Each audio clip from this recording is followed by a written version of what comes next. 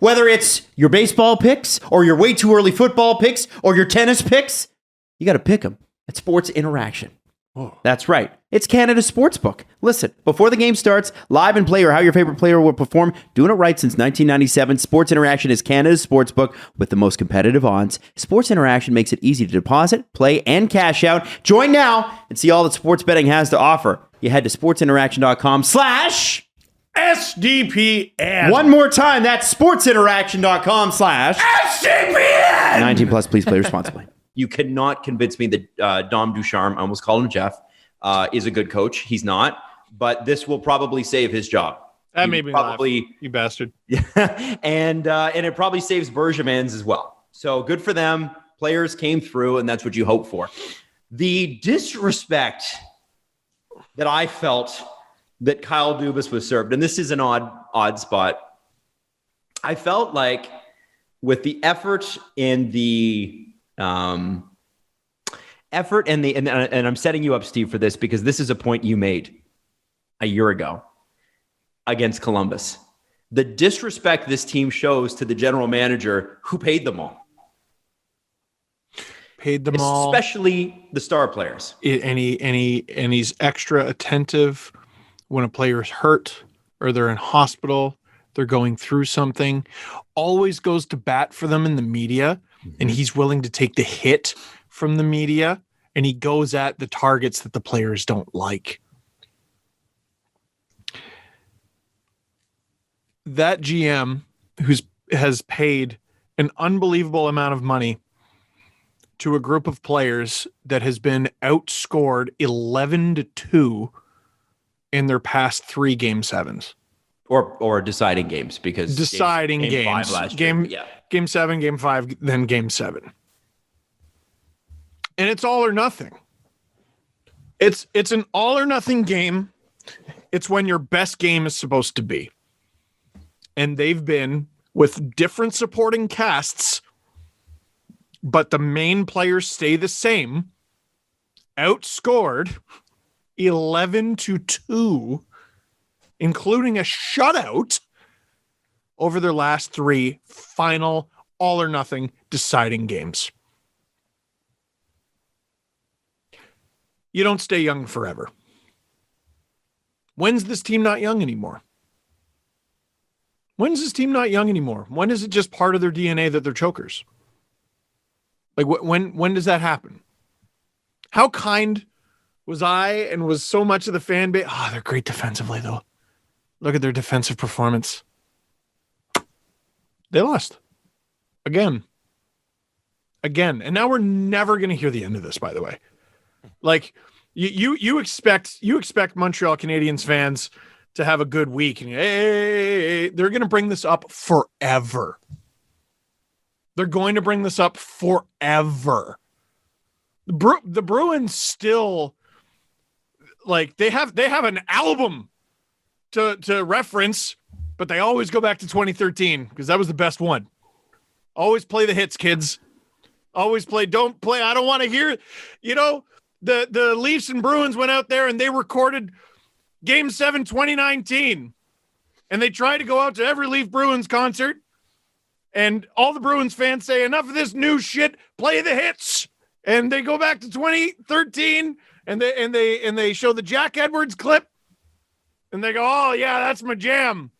To talk about the dragon and the dagger for a team that shouldn't have even been in the playoffs. Let's go. Encore." As Jack Edwards throws guitar picks into the friggin' crowd. At what point is this just who you are?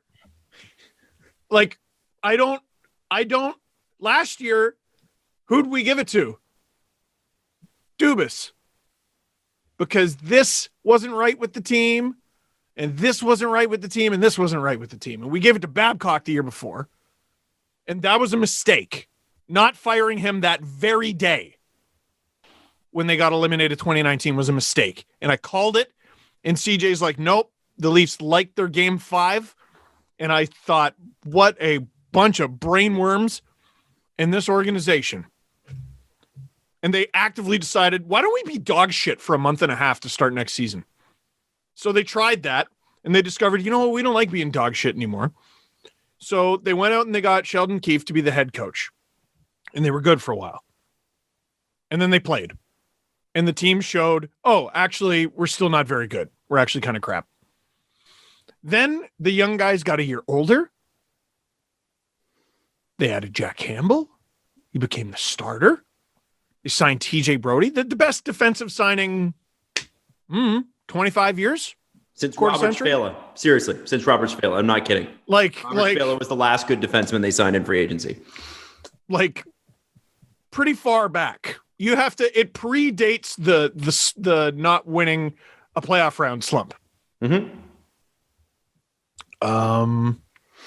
They get depth at the deadline. Nick Foligno, I mean, no one asked him to get hurt. I give him a pass on that one. It's an expensive pass. We'll come back to that. We will. I know what you're going to say. We will. I don't know what I would change about this team. So you have to look at the core. You have to look at the core, who you coldly and sociopathically look at. You cannot take feelings into account. How do you feel right now? Any fan in this fan base feel loved by this team? Like we're so far beyond caring about anybody's feelings here. You shouldn't hurt them. Anyone who goes to a player's like Instagram page and leaves a comment saying that they suck or whatever after a loss like this, you deserve to be put on a watch list. You do. There's something wrong with you. I don't feel safe sitting next to you on a flight. You shouldn't have a license. And in all honesty, if that is you, please speak to someone. You do need therapy. And I'm not joking. You do need therapy. It's a definite need in your life. And if you don't recognize that that's a problem, then you for sure need therapy. Run it by 5 people in your life. Ask them if that's okay. Yes, seriously. Or you're a child. Or you're literally under the age of 18. You're 11, right? Yeah. Yeah. And this is what you do with your spare time. So other than an 11-year-old. Right. Because I know 11-year-olds who are mean online, and it's okay because they're 11. Because they're 11. I played Call of Duty against many of them, and they destroyed me. Yes, I've been on Shell in a chat room with 11-year-olds. It's not nice. No, I always lose video games to 12-year-olds, and they go, "Good game, sir." Oh yeah, every time. And also your mom. It's oh boy, I had to get off Halo pretty quick, but. Beyond not being intentionally nasty, you don't care about feelings. And listen, who traded Nazem Kadri? Who?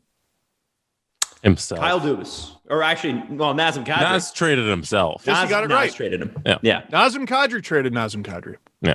Now, we yelled at Kyle Dubas for the return, but Nazem Kadri pulled the trigger on that trade. Mm-hmm. And blocked another one that would have brought TJ Brody to Toronto in the first place. So not only that, Nas screwed us in the playoffs and then screwed us in the offseason. People do forget that. Yep. And sure did. Yes, I understand that's his contractual right, but let's call it what it is. He traded himself. And he got to pick to where. Lucky him. But he traded himself. The Leafs and Mitch Marner, that the contract saga was so ugly and so horrible, and everyone hated it. And then we said, well, now you're getting paid star money. Why don't you go out there and be a star? And you know what Mitch Marner did? He went out and he was top 5 in NHL scoring.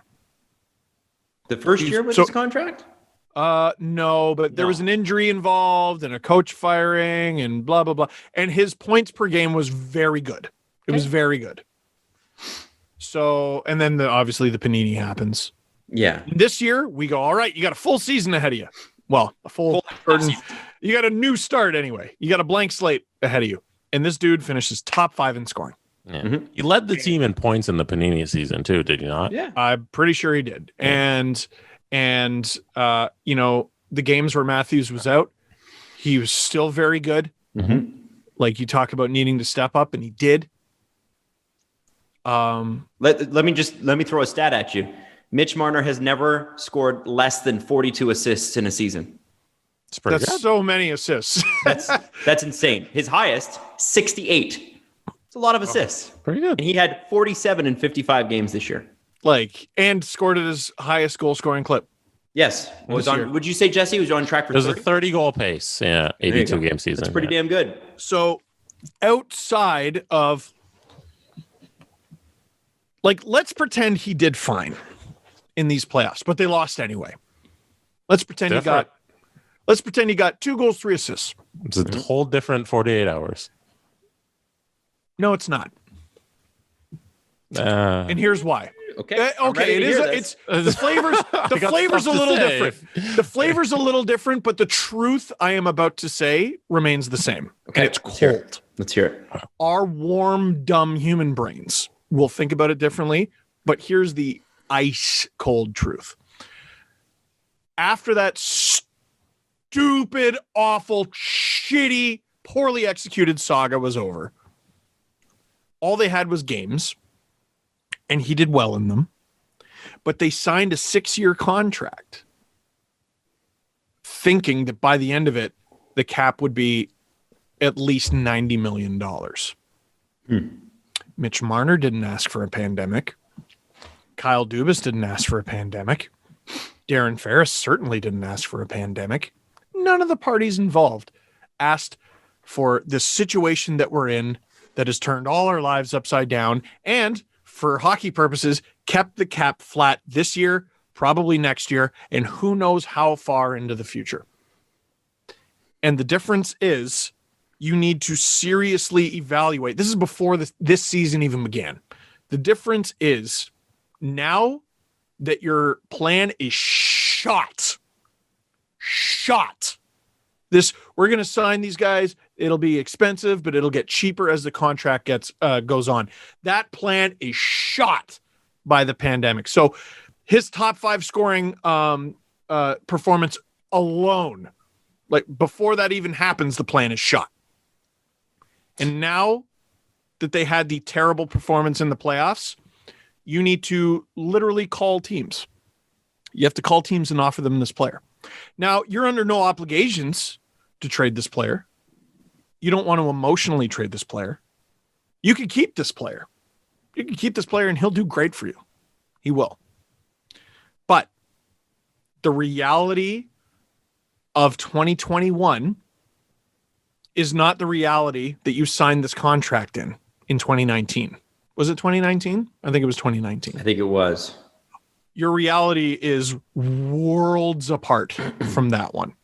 And you need to seriously consider trading this player. The only thing I'll say to that is, in your world, he could have had a playoff performance that justified $11 million.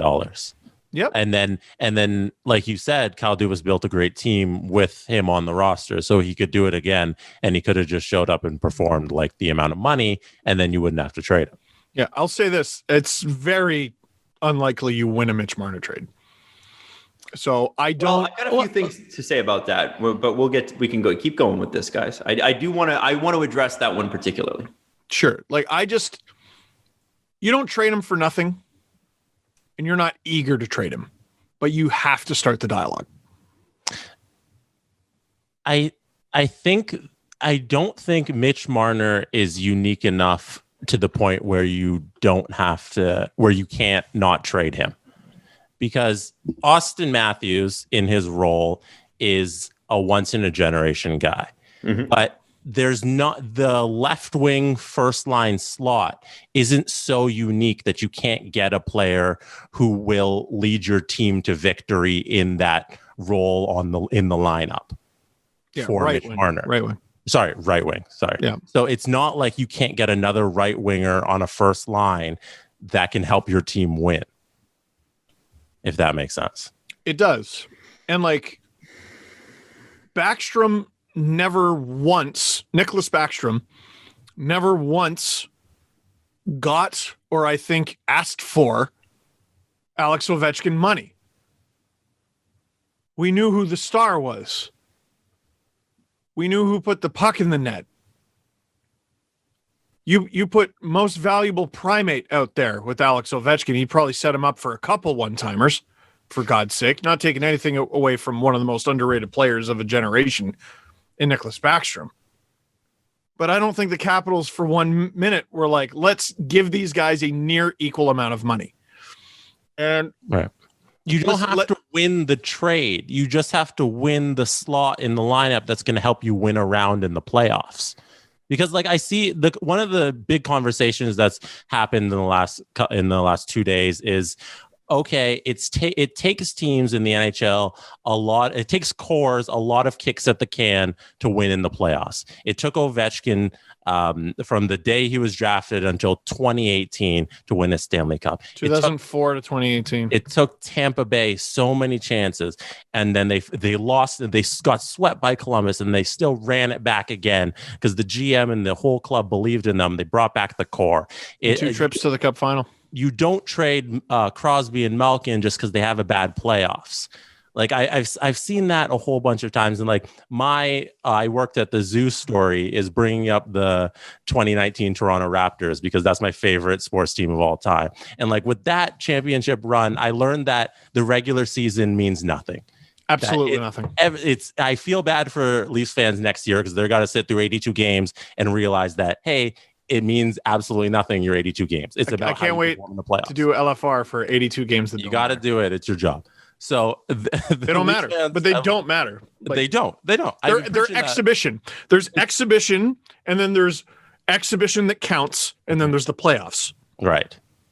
You have your warm up. It's your 82 games, and then that's your warm up to win in the playoffs. But the thing about the kicks of the can with this team is that the bar is so low. With all of those franchises, with, hey, Malkin and Crosby, they had a bad playoffs. You don't trade them. Ovechkin didn't win a cup till 2018. The bar for Matthews and Tavares and Nylander and Marner isn't to win the Stanley Cup or go on a deep run. It's just to win a round. Yes. Like so the bar for fans is, hey, close out one series. You've had 5 tries at this. One series with 3 attempts to do it. It's not go win a championship. It's win a round and we'd be happy.